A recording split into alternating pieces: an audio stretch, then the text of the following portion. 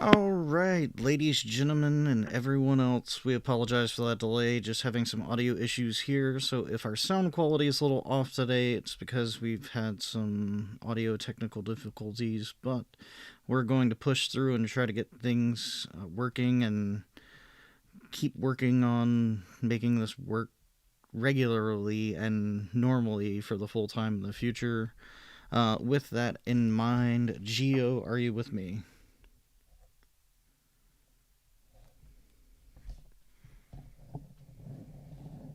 Are you there? Can you hear me? I'm sorry. Yeah, it was on mute. Yeah, Nope. I copy. No worries. A little scratchy, and I was just kind of letting everybody aware of what's going on. But um, we are live, and this week we're going to be talking about cryptocurrency. So we do apologize for the audio delay, and if you have any questions, feel free to ask in chat. If you call in, be aware that there may be a little delay and whatnot. But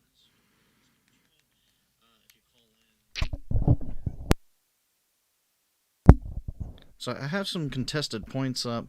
Geo, if you don't mind just saying something real quick so I can test your audio coming out of the phone, I'm going to mute myself. Sure. Hello. A B C D E F G. 1, 2, 3. Twinkle twinkle. Mary had a Perfect. school All right, bus. cool. I got you. There is a little bit of a delay, and if you guys do call in, please be aware of that. Mute your stream if you're watching before you call in, and we'll just take off and go from there because we're running a few minutes behind, and jump right into it. So, Geo, tell me what you know about crypto. Um, not a whole lot. I do some investing in cryptocurrency, but from my understanding of it, it is it is a decentralized currency that essentially gets its value from uh, people using it. This I I think there is at least for Bitcoin there's a limited amount to go around. However, there there's so much of it that's unlikely to happen. I don't as far as like the technical details of it, I couldn't tell you a whole lot about it. I know a little bit about the blockchain, how it keeps up with transactions, and that is there's not necessarily a centralized location, such as like with a bank that keeps track of all your transactions. There's just servers stored all around the world that um, that copies data back and forth. So like essentially, like if one Bitcoin goes from me to you, one server found out will find out, and it'll update all the other servers accordingly, and that's the blockchain. Right. And although you mentioned Bitcoin specifically, there are a ton of cryptocurrencies out there now. Yes. Bitcoin undoubtedly being the most famous because it's been in the news several times for breaking some insane records, such as when it broke $50,000 a coin. And just a little history on Bitcoin, since it undoubtedly is the most popular. It was created by Satoshi Nakamoto, and he did set a limit on the total number of Bitcoins that were going to be available for mining.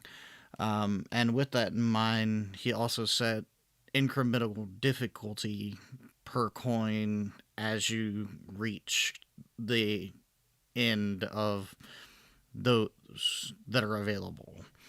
So essentially, the closer you get to the final number of bitcoins available, the more difficult and the harder it will be to mine bitcoins. Which is why, if you started mining bitcoins when they first came out, you could do so with like little plug in thumb drives that were about the size of a USB stick. And you could run a couple of them and start mining Bitcoin. And now there are things called ant miners and things like that that are quite literally specifically designed to mine for Bitcoin because your typical computer isn't strong enough to really make it worth the while. Um, Satoshi Nakamoto's from Japan. He had this idea to basically come up with a monetization system that was not entrusted to typical Japanese banks, and came up with this pretty interesting idea called cryptocurrency. And I would say there's undoubted debate on a few things about it, and I think most of your government friendly and government organization people are going to say that the biggest issue potentially with Bitcoin and other cryptocurrencies are things like illegal activity. So, what's your stance, and/or where do you fall with things along the line of illegal activity using things like Bitcoin or cryptocurrency?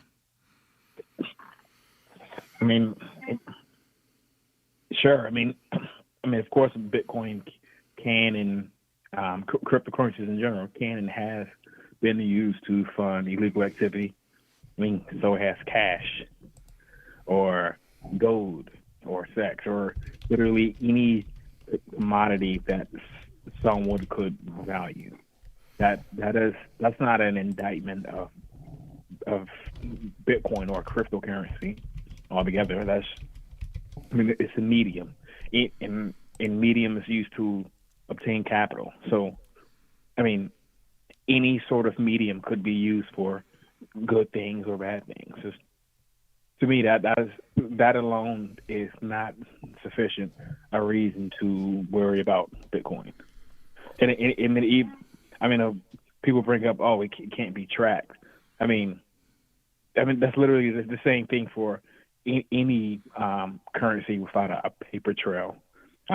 Even if like a digital paper trail that's kind of following it, right? So, well, to an extent, the problem with most of currency today is that it can be tracked. So you have things like banks keeping record of transactions. You have well, not cash with cash. serial numbers. Yeah, Well, even cash is serialized and it's tracked and yeah, like followed. yeah, that's like if I'm going to pay you, it's like a contract killer or something. Like I'm probably not going to write you a check, all right? Right. Or anything like that with some sort of paper trail. I mean, some people. Was it Jesse Smollett, the guy who wrote the dudes a check, fake rob him or whatever? I mean, anybody with any sort of common sense isn't going to do that.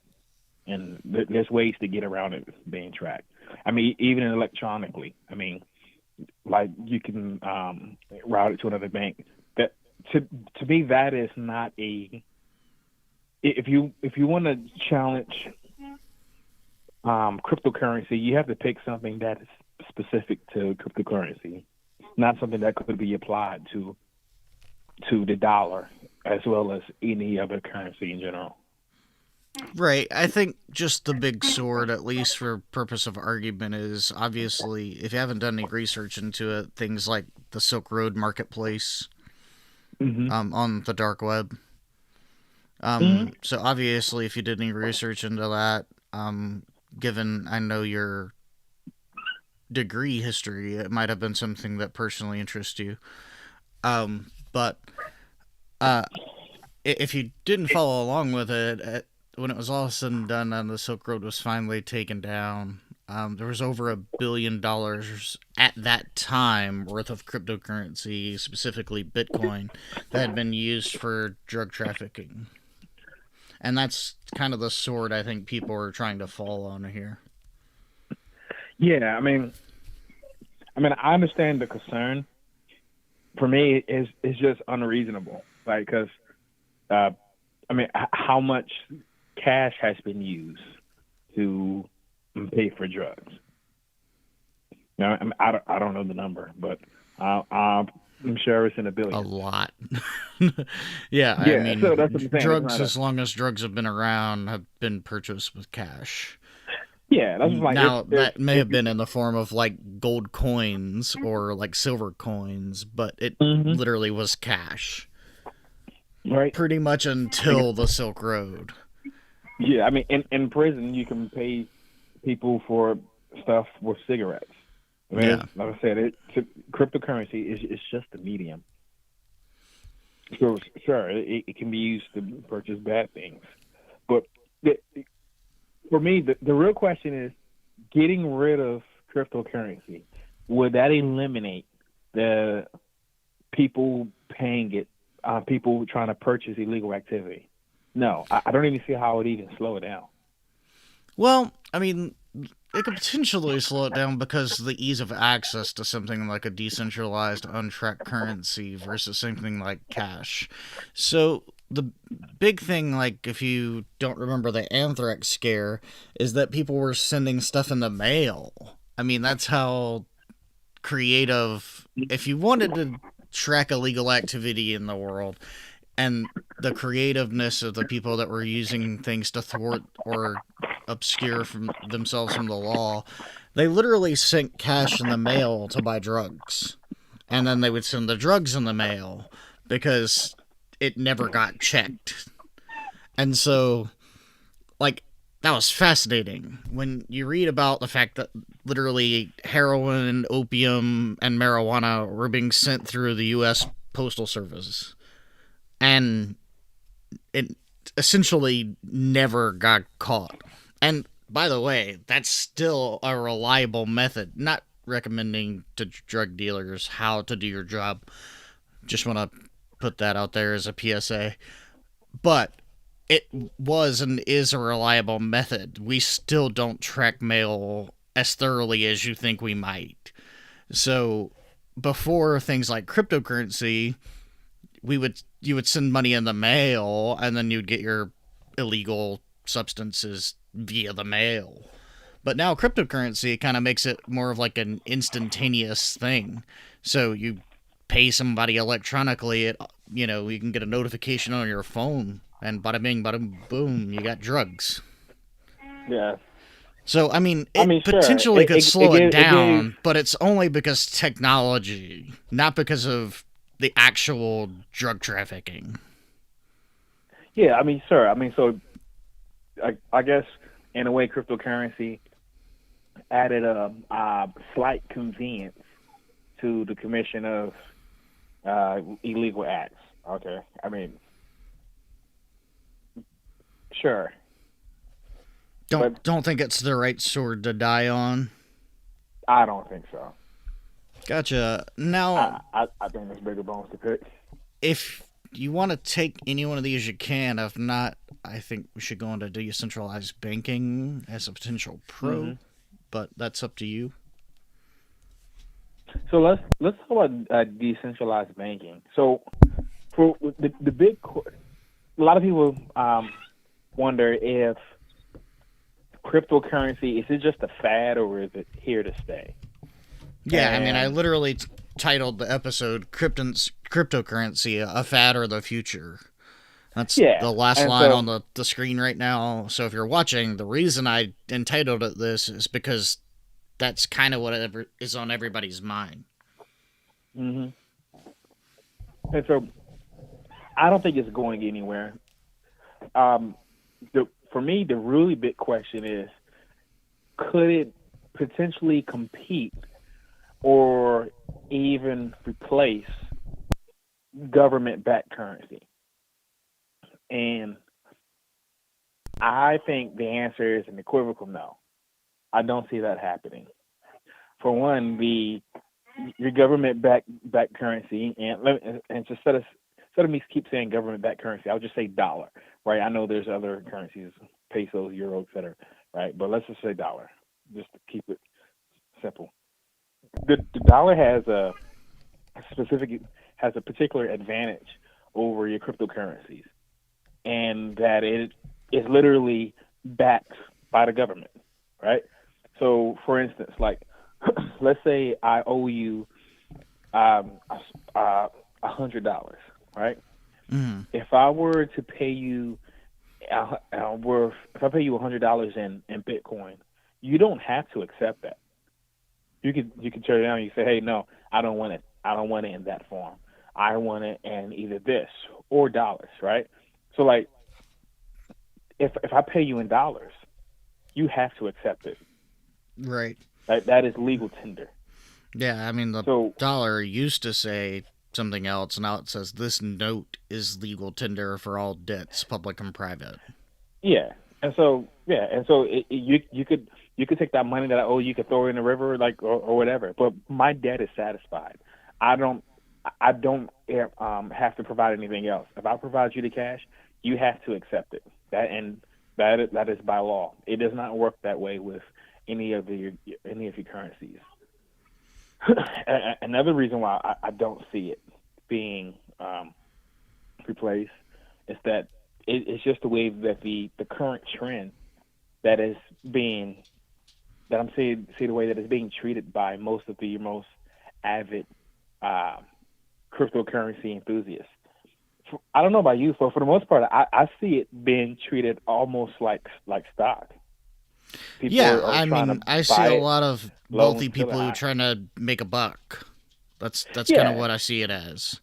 yeah. It's not It's really being essentially used for the purpose of decentralized banking or to eradicate like banking issues in places like Asia and the Middle East, where there's so many problems with their banking system that literally, unlike at least, and I'm not saying it's a good situation or whatever, but in the United States, if like the bank gets robbed and it's backed by the FDIC, then your money's fine. Like they don't care. The government's just going to comp it. It doesn't matter at all.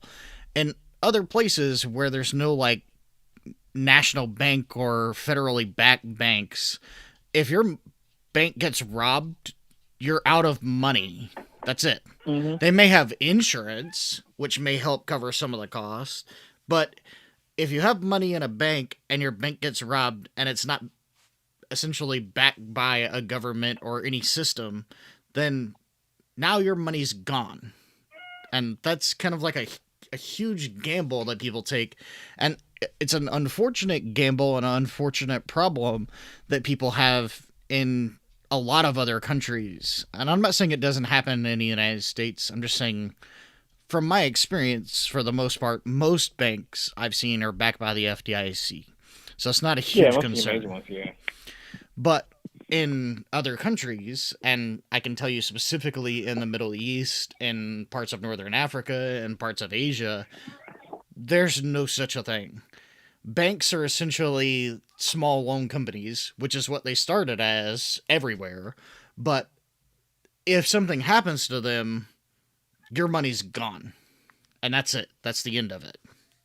So decentralized banking has really cool benefits to people in countries in the Middle East and Asia and Northern Africa and even parts of Europe that have issues with banking now because they have a bank that they can visit, one, and then if something happens to that bank, then they're financially at huge loss. So having something that's decentralized that they can trade potentially even internationally with other people, with other countries, with other neighbors, etc., is a really cool prospect. But the benefits are really hard to compete with the potential downfalls, in my opinion. Yeah. Yeah. I mean, I don't want to get like too off topic here, but as long as there are governments, it's going to be very hard for a free market currency to compete with it. So I don't see I don't see government currency being replaced or even competed with to a significant degree, as long as they're governments. Yeah, in my opinion, I think you would need something really close, if not an anarcho-capitalist society for these cryptocurrencies to to really start like taking over and actually being used as a currency rather than capital, which is Right. the way it's been treated now. You buy low, and then eventually they're hoping to liquidate it. Yeah. to A get lot more of your cash. a lot of your very wealthy and higher in wealthy people are just essentially using it like a stock instead of saying, you know, I think this is the future and I'm going to invest in it because I like the idea that it could bring decentralized banking, or I think it could help, people in other countries that have issues with banking services. I think it could be an amazing product to eventually help these people. I think most of these people, if not all of them, are probably looking at it more like an option of, I think if I buy it at $2, I might be able to sell it at $2.50 in 2 weeks. Yeah, and that's the that's the issue. The currency is treated as a capital, not a currency. And as long as people are doing what you just described, it's going to be very hard for it to replace it or even compete with it. Yeah. And that kind of gets us, and unless you have a little more you want to talk about on decentralized banking, it kind of delves us into the usefulness backslash value of cryptocurrency. Because I think that's just a great springboard. Like, literally, as of right now, what is it being used for? Well, I think essentially it's just being used as a stock.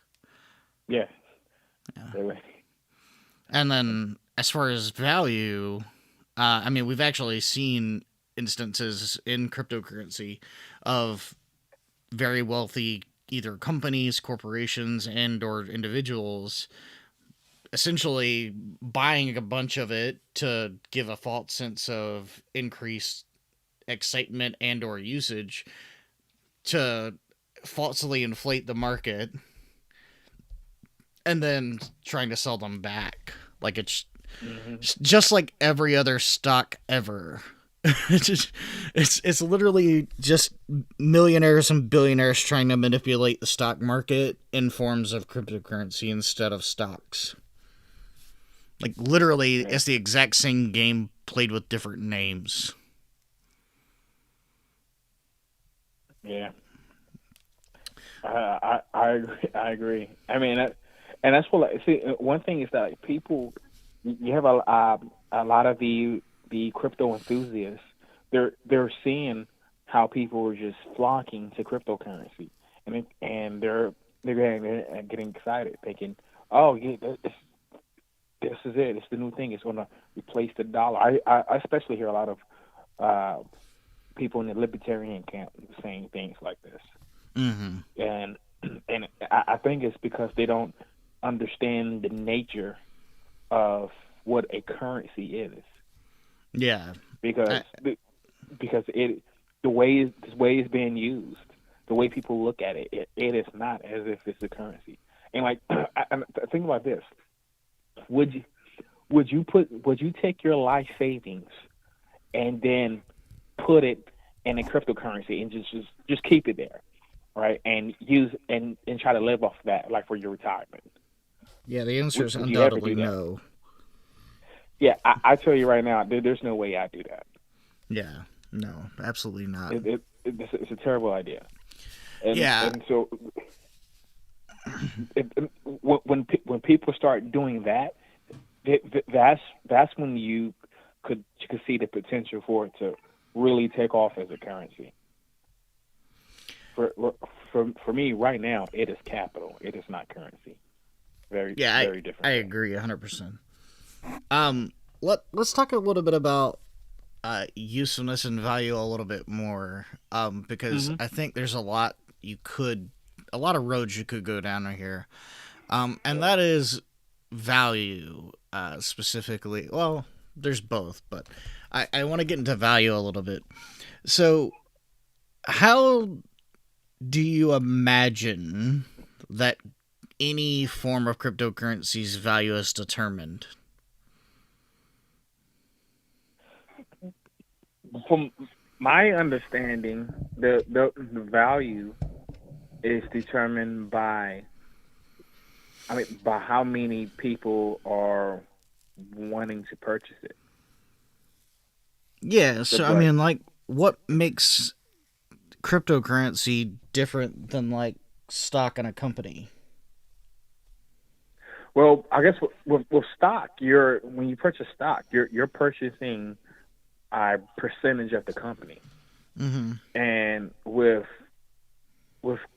the cryptocurrency, it's not that at all. You're you're purchasing a commodity so that is supposedly has some sort of I don't want to say intrinsic Mm. value, but Yeah, so it it is there's some value in and of itself. Not not like a stock where the value is gonna bring value by selling goods or producing capital or anything like that. But with this, it is the value in and of itself. yeah, so I think you're kind of delving into the same feeling and or trap that Warren Buffett feels, at least, is that there is no intrinsic value to cryptocurrency. Hmm. Uh, so like, and I undoubtedly get what he means when he says that he's leery of cryptocurrency because there is no intrinsic value. But like, there's also no numismatic value, which means that like it currently doesn't have a use. Hmm. And I find that really, really hard to get behind. So, my question, if I could, you said you've invested in it. Are you investing in it strictly because you think you can make money on it? Or are you investing in it because you think it's a good idea and could potentially become actual currency versus capital? I'm investing of it to um, to hopefully liquidate eventually. So Gotcha. So I just yeah, buy low, sell essentially high. I'm treating it as capital. Gotcha. Because I mean, my question would have been essentially if you're buying for the purpose of like you think it's going to be currency in the future, then like what are the hopes? And if anyone's watching, please comment and kind of clarify if you can. Like, what are the hopes and or aspirations of cryptocurrency as far as a value goes in and of itself? Because it doesn't have any intrinsic value. It's literally just I'm creating this big math problem and I'm making as many people that can solve it. But in and of itself, like it doesn't do anything. It's not curing diseases, it's not solving problems that currently exist. We're literally creating problems to then solve them. And then Yeah. the other side of things is the only real thing that's getting produced is slightly higher electric bills. So like what's the value? Mm, That's the, you're the not thing I wrong. have the hardest problem seeing Hmm. because it's not It, giving us especially anything. considering the fact that it's completely electronic, right? Yeah, Which makes it even more difficult. yeah, To, and if anyone's watching and you're like, oh, that's a really great point, or oh, that's just an ignorant viewpoint of it, maybe so. But I'm gonna give you a really good example of something that is eerily similar to cryptocurrency in what's being done, except the outcomes are extremely different. And that's reCAPTCHA. And I'm sure everyone that's watching this at some point in time has run into a reCAPTCHA, CAPTCHA, um, which is an acronym for the completely automated process of telling humans and computers apart. In case you were curious, um, that's off the top of my head, but not relevant. If you don't know what reCAPTCHA is, or if you're unfamiliar with the term, it's essentially the weird letters that you see that comes up as like a security feature, and it says like, "Oh, what are the letters and or numbers in this box?"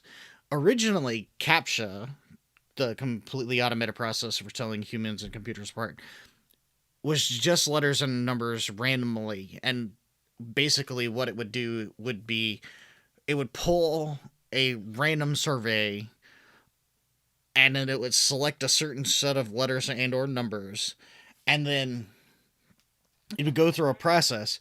And if 99% of the people said it was this answer, then that was the answer the system said it was, no matter if that was the real answer or not.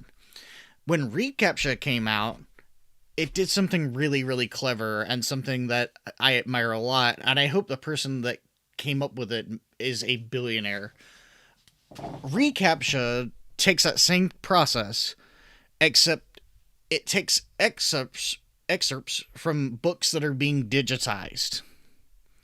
So there are scanners, and there are like laser scanners, and there's the Library of Congress, and there's private companies and everywhere else that are taking physical files and scanning them to upload them, to digitize them, to them into digital books. And this process, as great as technology has come, still has flaws.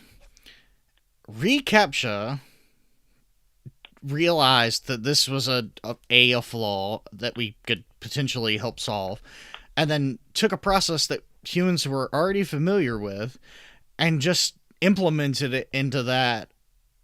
And now reCAPTCHA quite literally helps digitize books. It is a problem that needed to be solved, and it is completely electronic. There is no physicality involved in anything any human will ever interact with. And it solves the problem of digitizing books where there's a computing error and the system can't tell what certain letters or numbers are. So if you didn't know that's what the process behind reCAPTCHA is, that is what a useful cryptocurrency is. At least my 2 cents on the matter. Because it actually accomplishes something. Right now, cryptocurrency is literally a digital program that creates a complex math problem. That math problem means nothing. It did not exist before the program wrote it.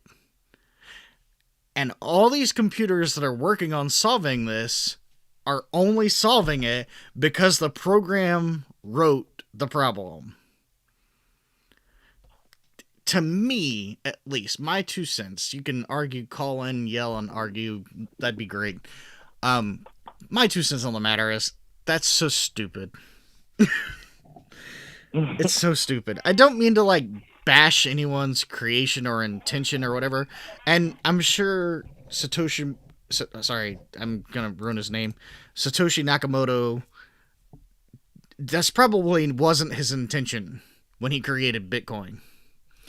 However, that's currently how it's being used. And that's currently what's happening. So it genuinely has zero usefulness as a process or a program. Now, all of that out of the way, and all of that bashing to say something amazing has come out of cryptocurrency. And that's the blockchain. And I think either of us would be more than happy to explain blockchain, and like we could probably do a whole episode on it in and of itself. But since I've been talking for a long time, I want Geo, if you don't mind, to just briefly summarize what the blockchain is and why it's important. Yeah, for my understanding of blockchain is essentially like when a say it's like when your bank, right? It keeps track of all your transactions. It says this money went here, this money went there, money came from here and went into this account, and it's all centrally located on this one bank server. Blockchain takes that, but decentralizes it, from my understanding. And so you have this worldwide web of servers that keep track of each Bitcoin, or whatever cryptocurrency you want to use. And it says, okay, this person has this many coins, and if you sell it here, then it, all the servers will keep track of that as well. So it's pretty much it's like a decentralized version of what your bank is paid to do, which is to keep track of your transactions and determine how much money you have in your account. The blockchain does that with all the coins. Yep. That's my And understanding of it. yeah, that's a very good overview. I'm going to ask an additional follow up question here in a minute, but to expand upon that just a little bit, if you're unfamiliar with anything that he just said, a really good example and a really good way to understand essentially what the blockchain is actually doing is if you're a little older, you may remember having a physical checkbook and writing checks. Well, as you wrote checks down, you wrote them in your checkbook at the very top. Like there was a whole separate sheet that you would write down you would write the check, write it out, and then you'd write this amount and check number at the top of the book. Well, that checkbook served as your copy, and then when you spent the money, the bank was aware of it because they're holding your money, and then they would also make a copy of it. The blockchain, as of right now, and how it's working with cryptocurrency, is that information, and they call it for all cryptocurrency, no matter which one you're using, they call it a ledger, which is just the term for keeping track of something. It's just the term for like a kind of like the physical book. You would even call the physical book a ledger, and it basically just keeps track of how these coins are spent. So if I send Geo 1 Bitcoin, then information gets sent from my server out to everyone else using that cryptocurrency as its currency. And it says, this transaction just happened. And then one server will indicate, okay, that just happened. And every other server that received it will indicate that just happened. So you can't go back and say it never happened. You have all of these different servers of the people using this cryptocurrency getting that indication that this transfer happened. Now, it's anonymous as far as Geo and myself are concerned, but the amount and the timestamp is going to be marked to indicate that this actually happened.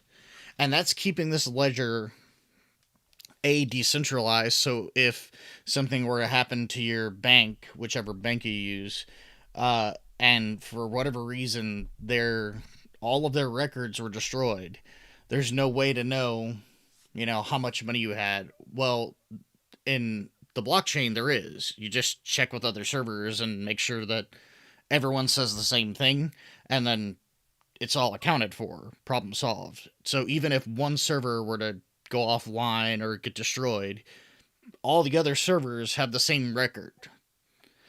So that's kind of how it works. It works like a digital form of your checkbook with the amount and date being transferred to everyone using the same process.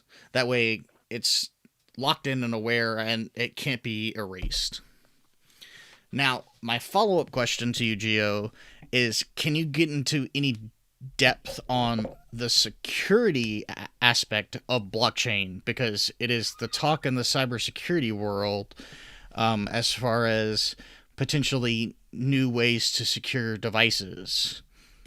Are you I can't. Oh, yeah, that's not something I've dealt with since school. So Fair yeah, enough. I work Well, with that. both of us have a little bit of familiarity with the topic. I'll delve into it just a little bit. I've talked a lot this episode, but um, I'm probably a little more passionate about the topic than Geo. So, uh, just to get into the security aspect of it, just like with how in cryptocurrency there's a ledger kept of all these devices, or well, all these transactions. When it comes to cybersecurity and the blockchain, essentially what's happening is the same process except for security. So we have a system that says this is the information that will allow you to access this computer, and it's passed on anonymously to all these servers. Well, when you log in, all these servers must then check that information to ensure that it's the correct information before they allow you to log in. And thank goodness the internet travels nigh instantaneously now. Although your personal connection might be slow, the actual information transferring across the World Wide Web is happening nigh instantaneously. So basically, you have this information that's secure, and you have anonymous servers double checking that information, and unless it matches all those servers, it doesn't allow access. And basically, that just gives this an additional layer of security.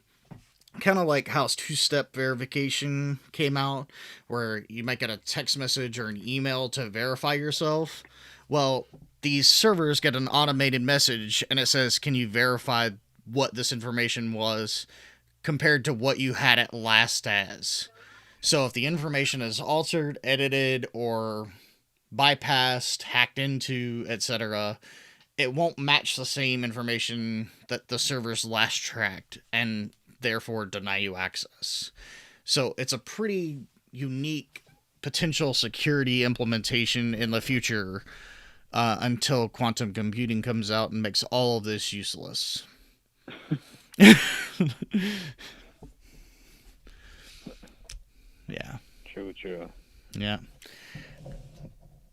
So, there's a few more things I wanted to tackle while we're here. And I don't know if you saw, but our timing is actually incredible for cryptocurrency. And taking on the topic of it, if you hadn't seen, China, who previously did everything in their power to block cryptocurrency and keep cryptocurrency from developing and happening because they basically had no stake in the matter, so they couldn't make any money off of it, has recently announced and released the digital yuan, which is the current Chinese form of money.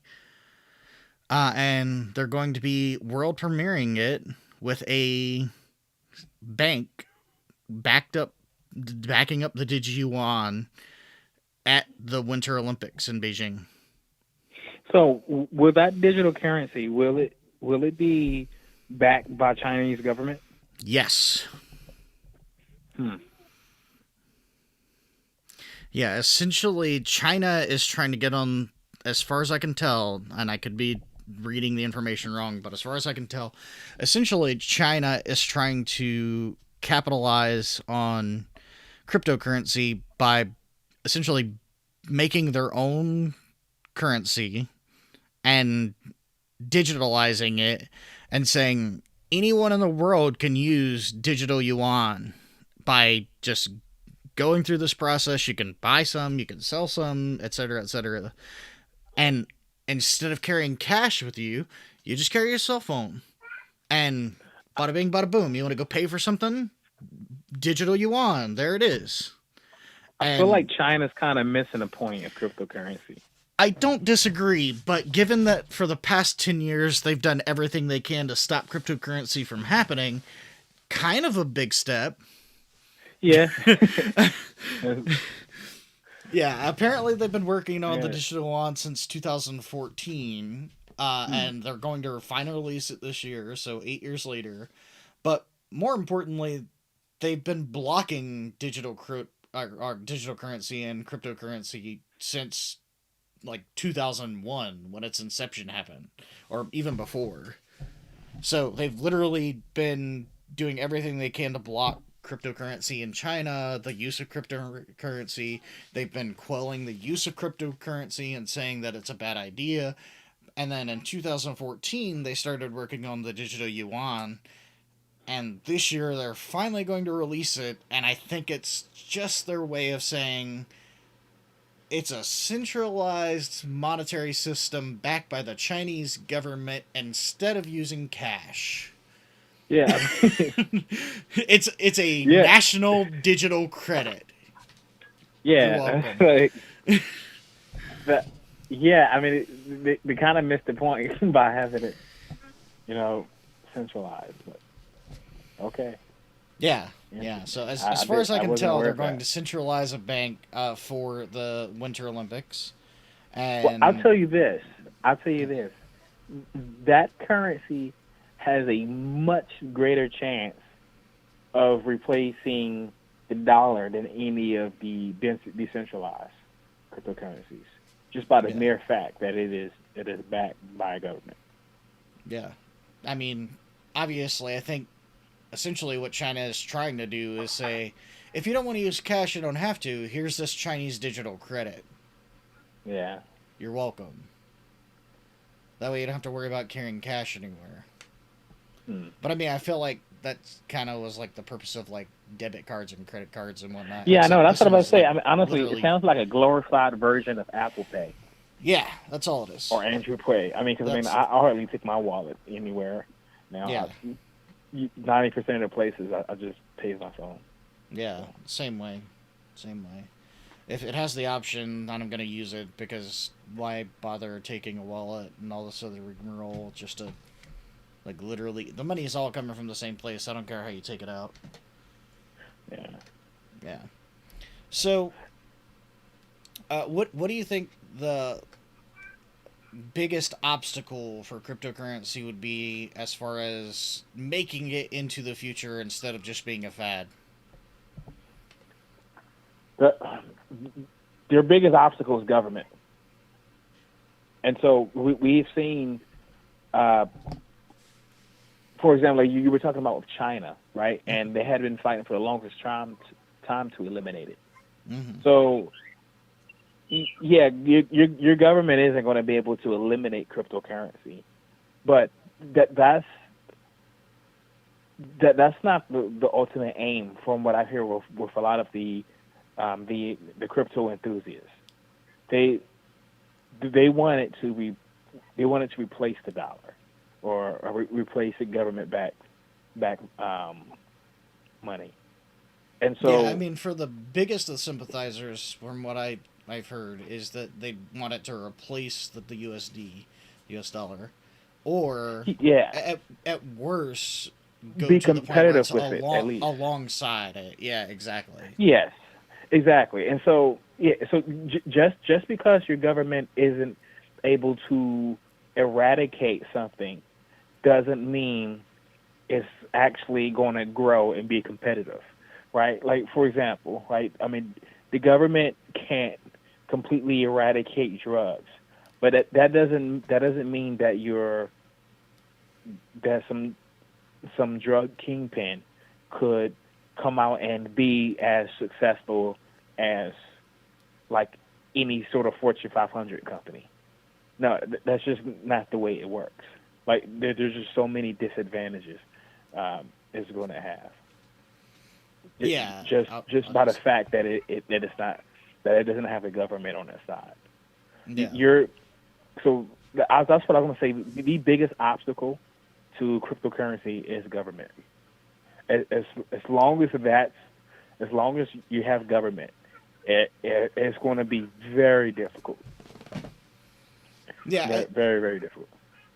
I think I agree as far as any big cryptocurrency potentially trying to become more than just capital and actually become a currency.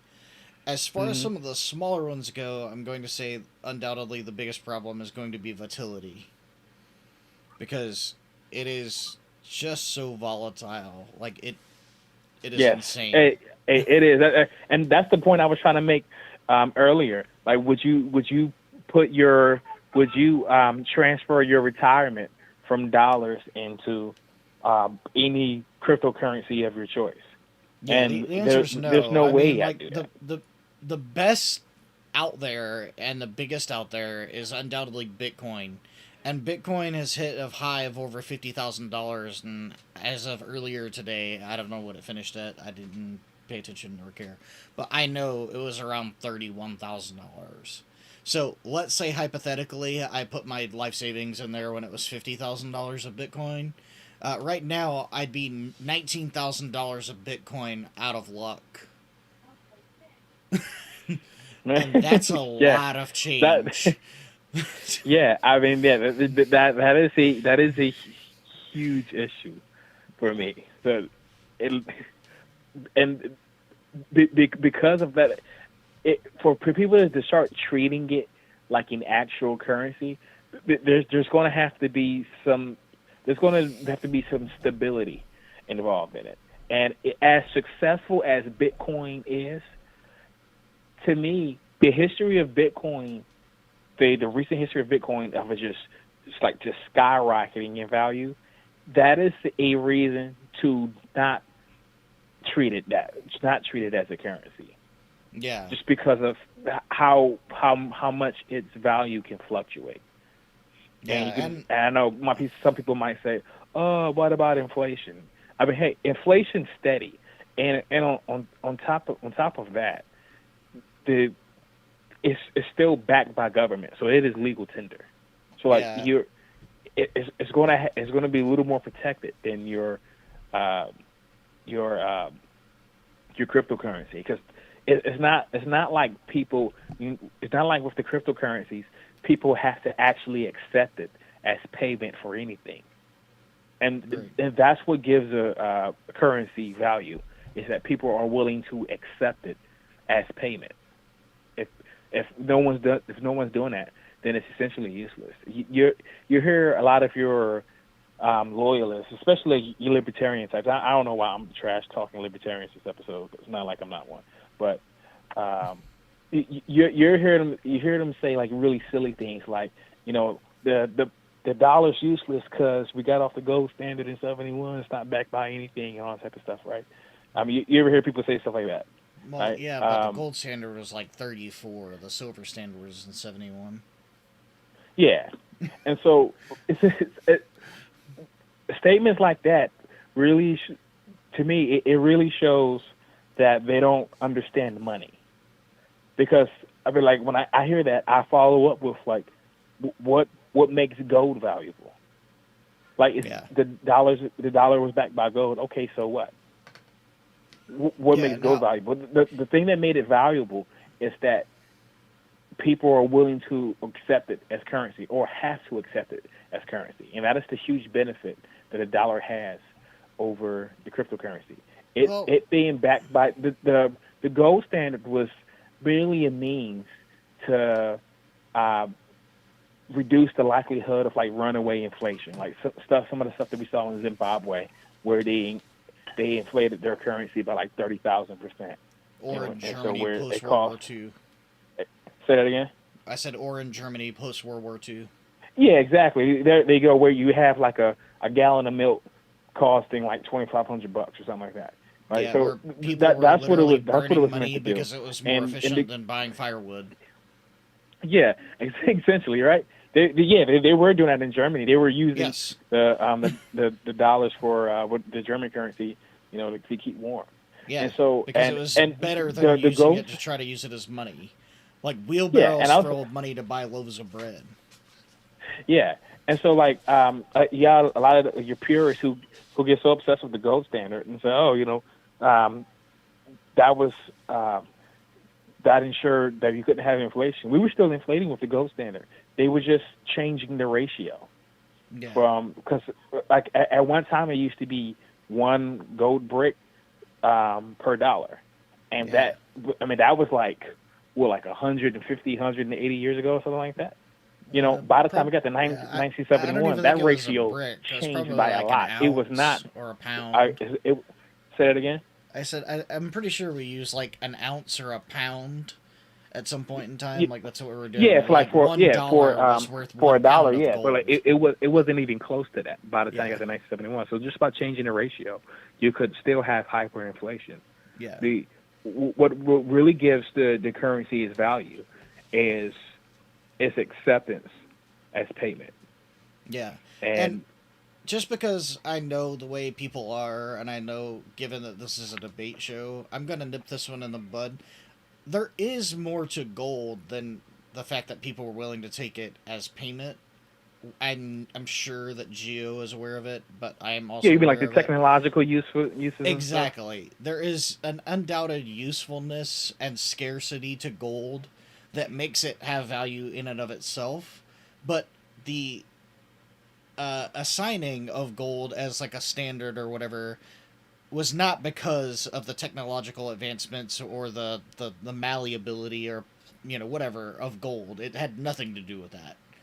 It genuinely did not. If you look into the history of how like the gold standard came about, although gold is scarce and very rare, and now it's used in almost all electronics ever, that wasn't a thing in the 1780s. Like the And you know what like else? I mean, if the think about this, like if a crisis got bad enough, like for example, like if we saw what happened in Libya or Somalia, if that were to happen to the United States or the entire world, gold wouldn't be worth that much at all. Like who would truly the the true wealthy people would be like your farmers who have like livestock and food and everything. I mean, 'cause like, what are you going to do with gold, yeah, right? I mean And basically in that anyone with situation, like you can't self-sufficiency. eat a gold brick, Exactly. right? And Yeah, anyone with self it sufficiency. So your yeah, hoarders and your preppers and all those people that have food stockpiled on your shelves that's good for like 40 years, you're undoubtedly going to be the richest people in the world if a issue like Somalia happens worldwide. yeah, Yeah, because you're going to have provisions, which is much more hmm useful than bricks of gold. yes. So Because you keep, you purist libertarians, your gold would be useless. So would your cryptocurrency. yeah, yeah, all of it would be completely useless. Hmm Especially if something like I don't really like the term. I'm going to use it anyway because it's very popular and it's a very hot button. But if a fire assault happened, and what I mean by that is if for whatever reason the centralized process for like electricity, water, internet, stuff like that, if all of those were shut down in the United States and you had to get your own water, you had to, get your own food, there was no internet, there was no cell phone service, there's no yada yada yada. There was none of that happening and you just had to survive on your own. Your gold is useless. Yes. There is no internet for people to It, access, so crypto won't be traded. yes. I mean, Like, I was about to say like your crypto will be even more useless, yeah, right? gold could be useful in the It's fact that stuck you on a might turn it digital into information something. system you don't have access to.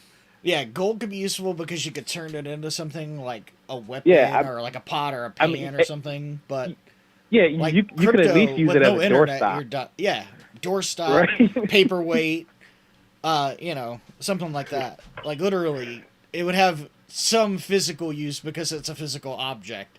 You could use it mm, like worst comes to worst, you put a point on it and use it as a shovel. You know, yeah, you know. right. That's But what but I'm saying. like So I'm cryptocurrency, like if the these internet goes down, guys who's stocking up on cryptocurrency because they think, oh, if the government collapse, you know, that I'll still have some money. No, yeah. that's Nah, if the that's not government gonna happen, bro. collapses to that extent, yeah, the internet won't happen. You won't have internet Yep. anymore, and your cryptocurrency will be worse than useless. It will have been a hole that you threw money at and then forgot where the hole was. Yeah. Yeah. So, So anything else you true. want to add on any of that? No, yeah. I mean, I think we kind of kind of beating a dead horse if I say anymore. So I Yeah, think we showed the point home. yeah, I think we're there. I mean, we could probably do like a whole episode on blockchain and like the specificity of it and whatnot. But Mm-hmm. as far as cryptocurrency, if you don't know anything about it, I highly recommend just doing a little bit of research. There's no such thing as intrinsic or numismatic value to cryptocurrency, which is my undoubted biggest argument against it. However, I'm not saying that it doesn't make a potential good investment or that it's not a great way to sell your drugs. Just not recommending that you do things that are illegal either. Well, True. if that's all you have, I'm gonna give a wrap up and we'll say goodbye. But First of all, audio issues. We will do our best to ensure that they are corrected by next week. We should be back to Tuesday next week unless something comes up, and if so, we will let you know. We changed it from Tuesday to Wednesday this week because some personal things going on. But with that in mind, should be back to Tuesday at 6 p.m. Eastern Standard Time next week. Thank you all for watching, whether you did so live or you did so after the fact. If you have any questions, comments, concerns, feedback, you want to argue, leave comments in our YouTube, on our Facebook page, wherever you're watching us at, wherever you can find us. As always, we're now that's debatable. We'll see you next week.